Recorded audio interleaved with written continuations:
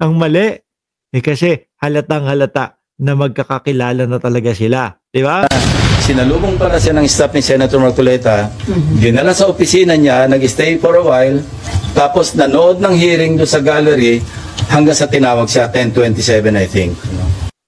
Iba talaga mag-imbestiga si Senator Ping Lacson, kompleto ho. Hindi makakatakas pati yung mga pagpasok doon sa Senate. Syempre mga boss di pa mo sir, gulat sila Biglang may surprise witness itong si Marcoleta So ngayon, inaral nila, inaalam nila. Paano ba nag-umpisa lahat yun? Bakit biglang nakapasok si Gutesa doon sa Senado? O yun, kita sa CCTV.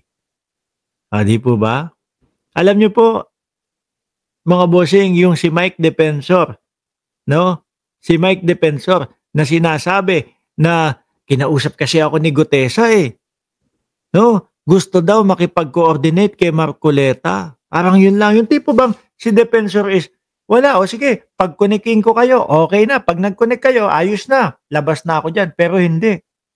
Ano pa sabi ni Mike Defensor? Kasama siya, kasali siya doon sa bumuo o gumawa o sumulat noong affidavit ni Gutesa. Nakisali pa.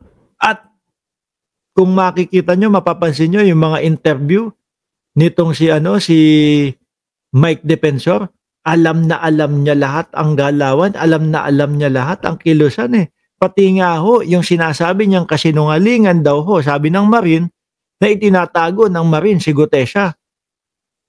Hindi, style ho kasi ni Mike Defensor, no? Ang mali, kasi halatang halata na magkakakilala na talaga sila. Di ba? Sinalubong pala siya ng staff ni Senator Marcoleta, dinala sa opisina niya, nag-stay for a while, tapos nanood ng hearing doon sa gallery